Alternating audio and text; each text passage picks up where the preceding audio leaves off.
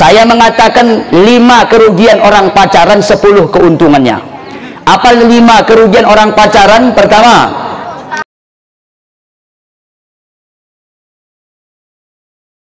Bismillahirrahmanirrahim. Assalamualaikum warahmatullahi wabarakatuh.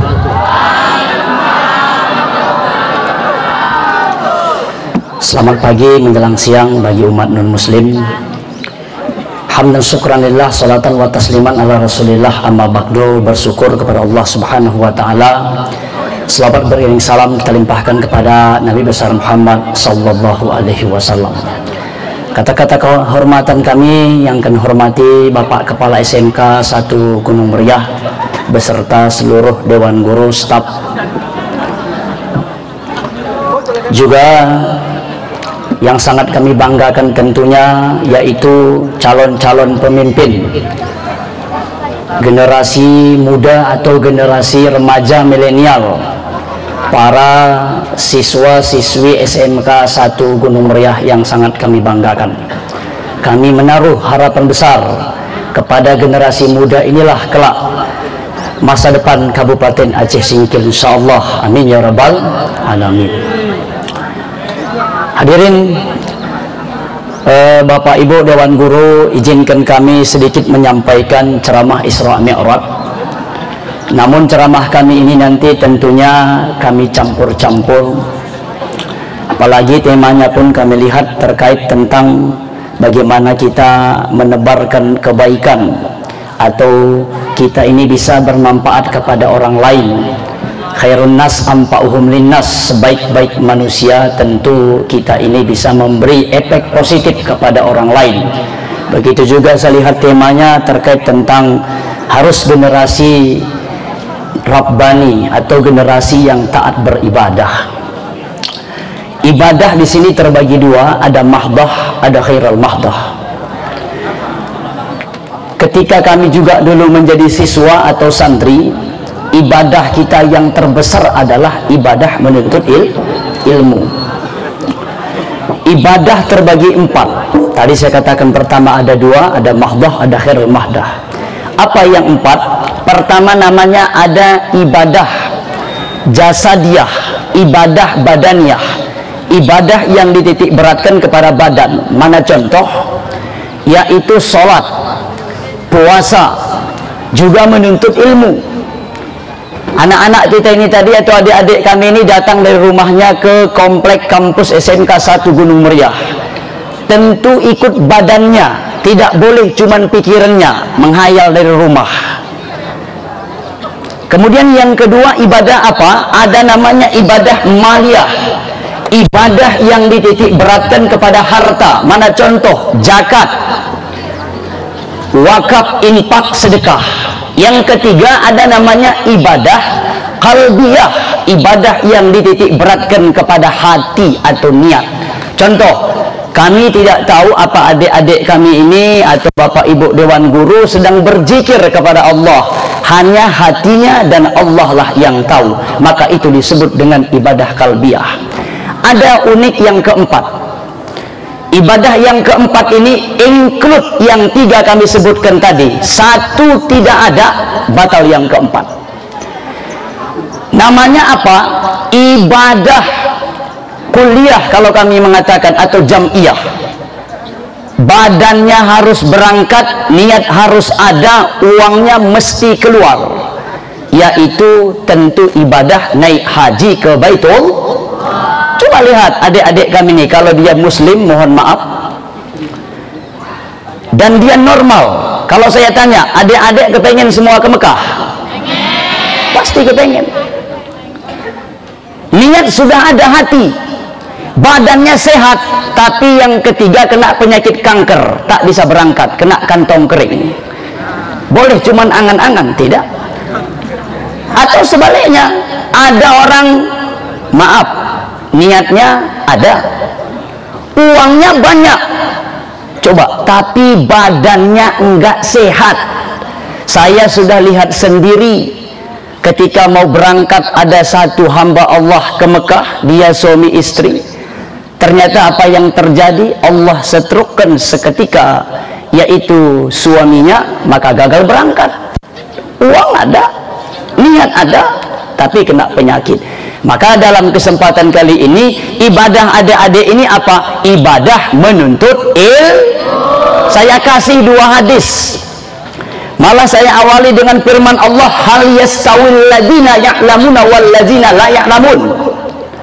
Apakah sama orang yang mengetahui dengan orang yang tidak mengetahui?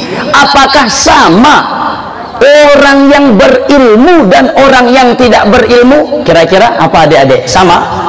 La yastawiyani, tidak akan pernah sama.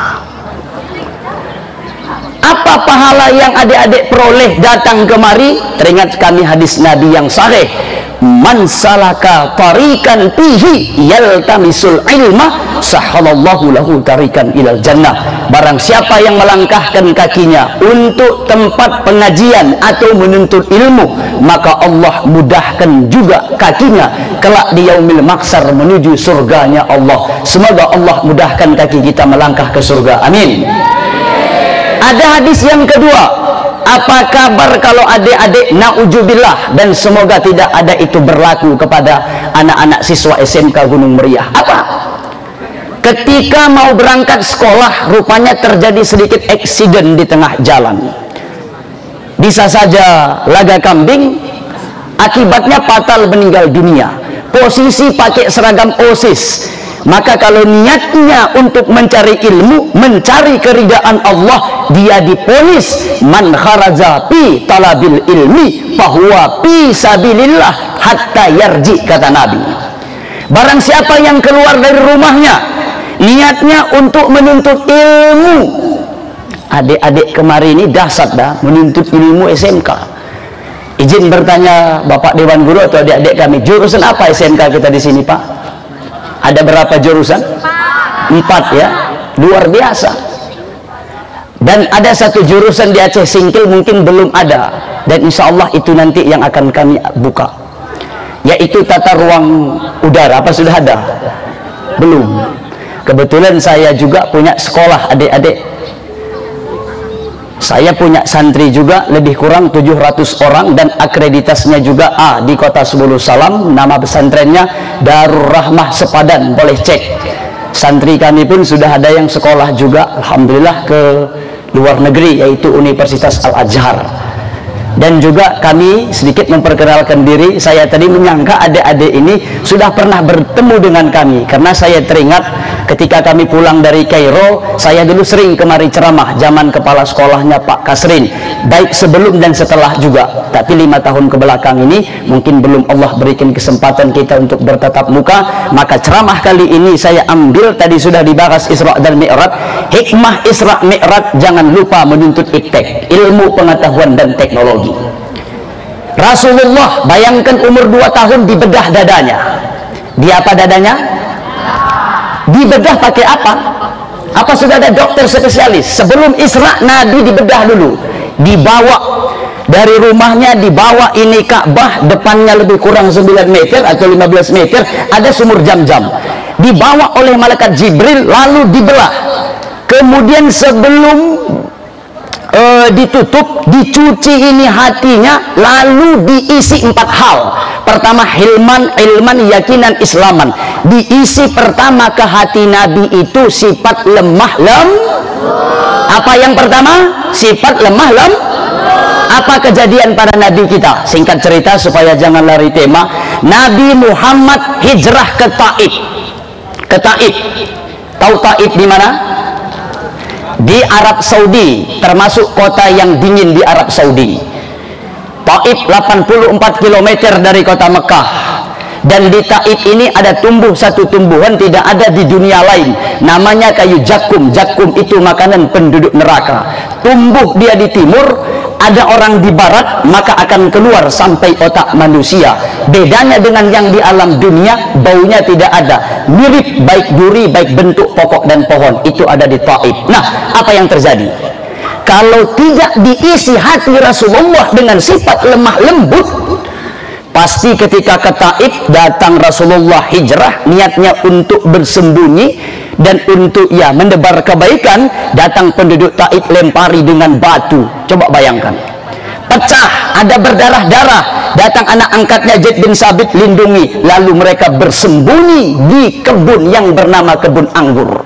Sembunyi. Lantas datang malaikat Jibril, Muhammad, kalau engkau izinkan, ini sudah ada perintah dari malaikat penjaga gunung Taif ini. Kata malaikat, kalau Nabi Muhammad izinkan, maka akan kami balik gunung Taif ini semua ke penduduk Taif, agar mati semua penduduk Taif. Apa kata Nabi? Respek seketika. Padahal Nabi sudah berdarah-darah. Apakah beliau dendam? Tidak. La, fa innahum qaumi. Mereka itu kaumku. Fa innahum la ya'lamuni. Mereka tidak mengenal saya. Allahumma hdihim ya Rabb. Ya Allah, tunjuki penduduk Taif. Maka alhamdulillah penduduk Taif dulunya yang jahat muslim semuanya. Maka di sana ada sahabat Rasulullah dua, salah satunya Bilal bin Rabah dan Abdullah bin Abbas. Alhamdulillah juga sudah kami kunjungi kedua makam tersebut di Taif. Coba, lemah lembutnya ada. Kalau kita gimana kira-kira anak-anak kami? Kena jahati kona, kena jentik ho abangmu. Kune, ku anjong? Ya anjong ke? Wajar, tidak ada diisi sifat lemah lembut. Nabi pertama lemah lembut dulu. Yang kedua apa dikasih? Dalam hati Nabi Muhammad, yaitu ilman, yaitu ilmu dulu. Dalam kesempatan kali ini saya paling semangat membahas menuntut ilmu. Berbicara tentang menuntut ilmu, teringat saya ketika santri sekolah di Tanah Merah. Saya kasih satu pantun tentang menuntut ilmu. Kain selimut dibawa mandi, setelah basah dibawa pulang. Ilmu dituntut dibawa mati, emas perak tinggal di orang. Betul apa betul?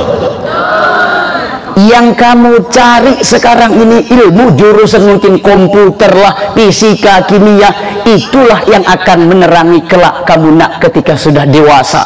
Ketika kamu sudah berumah tangga, engkau akan tahu mana halal, mana haram, mana yang baik, mana yang buruk. Dan kelak ilmu itu yang akan menerangimu di yaumil mahsyar. Tapi kalau harta yang kamu cari, kalau engkau muslim nak, kamu jadi orang kaya raya, dua pertanyaan berkaitan tentang harta. Min aina tasabtahu wa ila aina tasarrafta. Dari mana kau dapatkan hartamu, lalu kemana kamu gunakan. Depan belakang kamu akan ditanya. Nabi ada berapa? 25. Mulai dari zaman Nabi Adam sampai Isa dan Muhammad alaihi salam, Nabi yang pertama masuk surga siapa? Tentu Nabi Muhammad. Nabi yang terakhir. Sudah 40 tahun para nabi masuk ke dalam surga. Ada satu nabi terlambat. Kenapa? Panjang prosesnya. Terlalu kaya beliau. Yaitu Nabi Sulaiman alaihis. Sulaiman nggak bisa melanggeng mudah ke surga. Sulaiman, kamu dihisap dulu. Engkau pandai bahasa semut. Ada nggak semut kelaparan di zamanmu? Proses. Sulaiman, kau pandai bahasa ikan. Bagaimana ikan di lautan? Juta-juta spesies ikan. Itu dulu diproses. Jangankan manusia. Sedangkan Nabi Muhammad meninggal dunia tidak ada meninggalkan apa-apa. Kalaupun sampai ke alam kubur, coba kita selaku umatnya ini semakin banyak harta, maka kami ingatkan proses pun akan semakin panjang kelak di yaumil mahsyar. Maka kesempatan yang mulia ini karena terbatasnya waktu, jangan lupa adik-adik kami tetap semangat untuk menuntut ilmu. Isra kami kelang terus. Isra kami perdalam lagi ayatnya, subhanalladzi asra bi abdihi lailan. Coba, lailan apa arti lailan? Satu malam. Siapa pencipta lagu Cinta Satu Malam? Saya pun nggak tahu,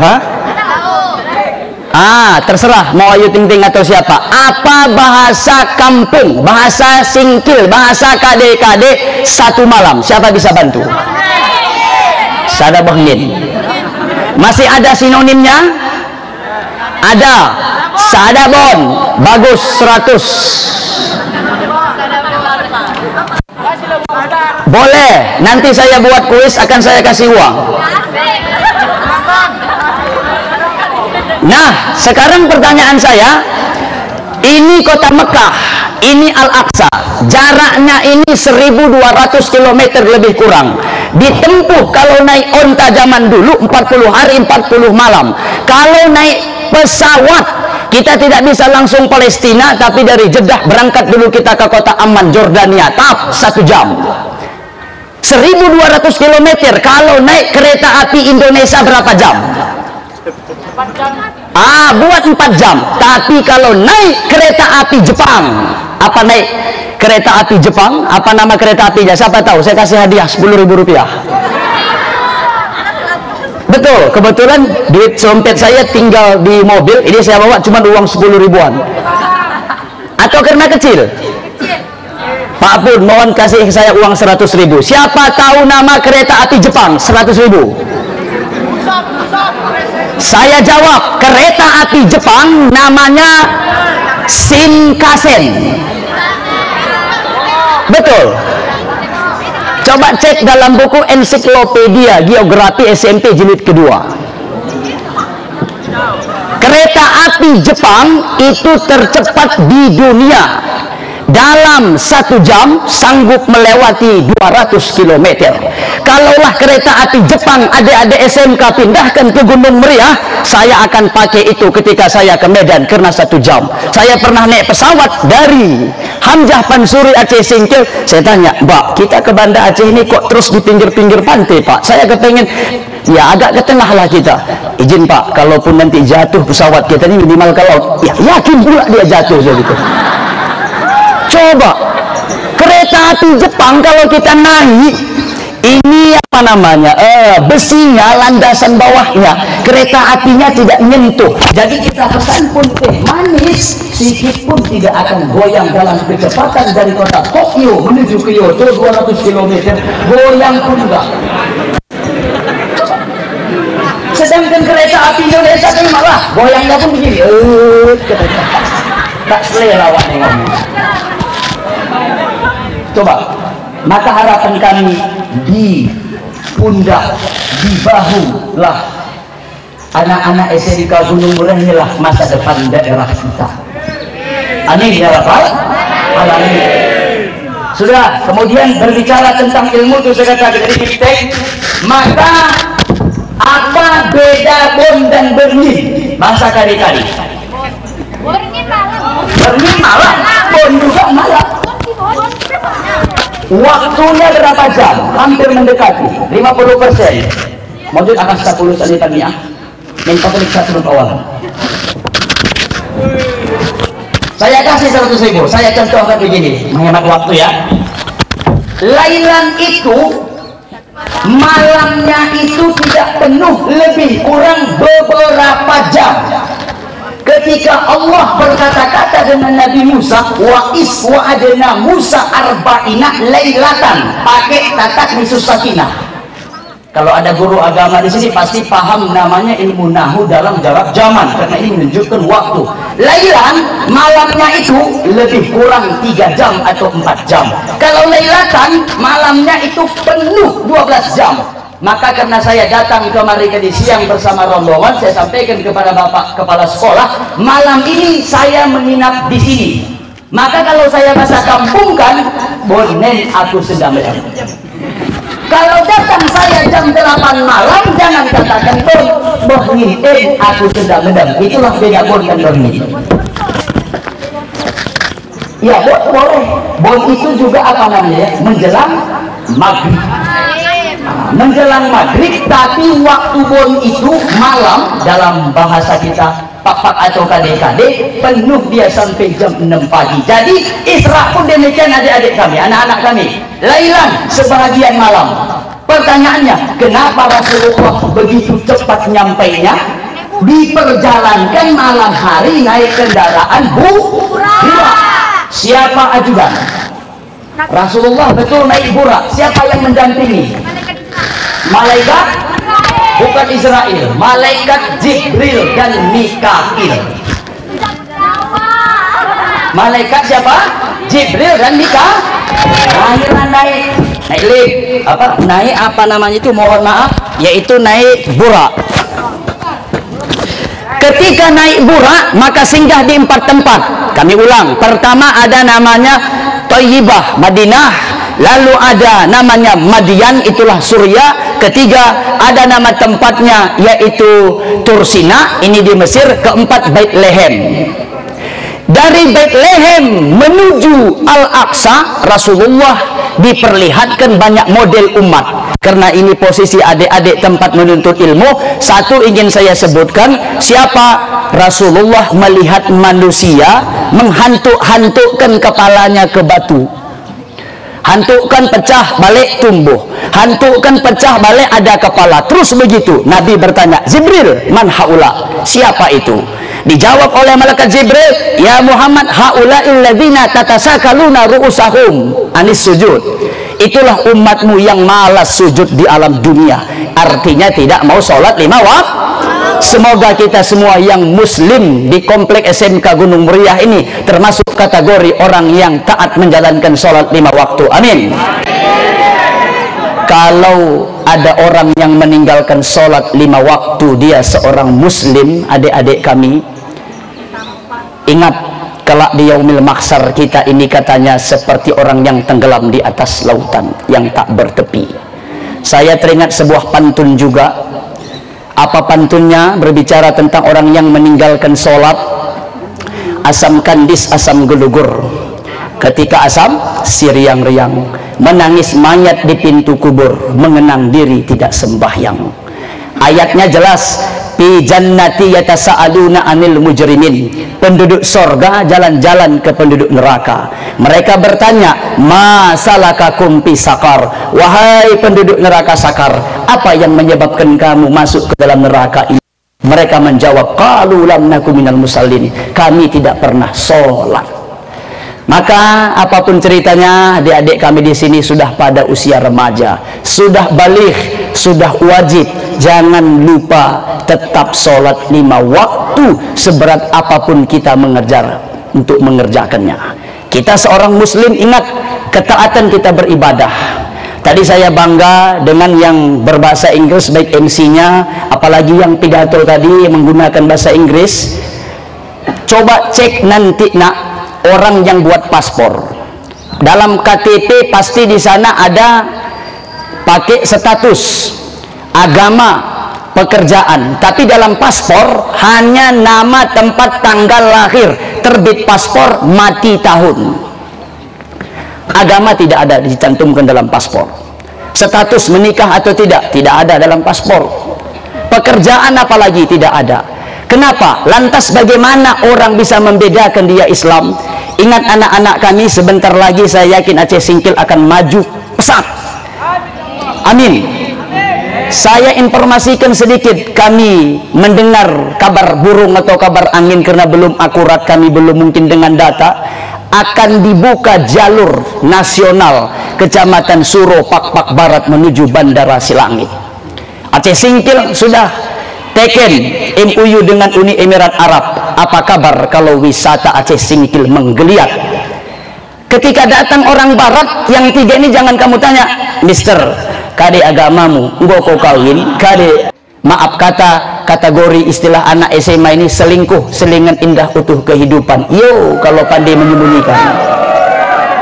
Tapi kalau kami menyebutkan selingkuh, selingan indah rapuh kehidupan kalau tidak pandai. Tapi jelas itu terlepas daripada sebuah intermezzo. Dalam Islam tidak ada kenal kata yang namanya selingkuh. Harus taat dan setia dengan pasangan kita yang halal. Pacaran juga tidak ada dalam Islam kepada anak-anak kami, dan itu virus.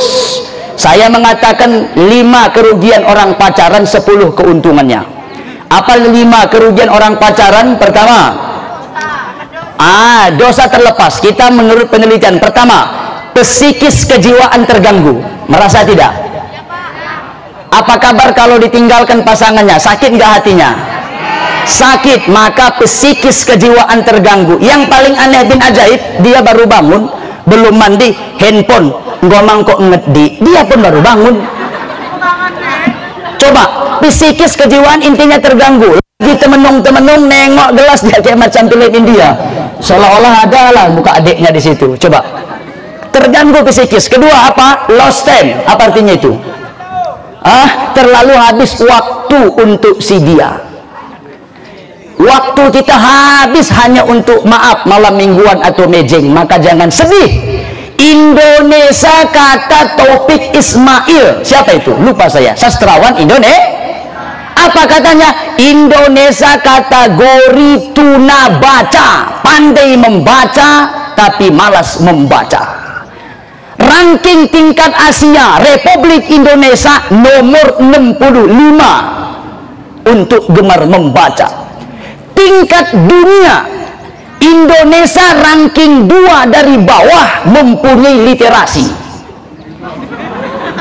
Maka saya ingatkan kepada adik-adik, ini dunia kampus, dunia pendidikan, yang 3 hal ini tidak boleh lekang. Pertama, membaca. Kedua, menulis. Ketiga, berdiskusi. Bagaimana Anda bisa akan jadi penulis kalau membaca malas? Ranking berapa Indonesia membaca di dunia? Dari 200 negara, 160 lebih, saudaraku. Siapa deretan pertama paling hobi membaca? Pasti negara Jepang. Yang bilang Jepang tuh saya kasih hadiah. Sini 50.000. Dari tadi saya janji uang. Maju ke depan, nanti boleh diambil. Saya kasih. Negara Jepang. Siapa tadi? Sini biar kamu semangat. Ini ambil 50.000. Negara Jepang. Maju ke depan.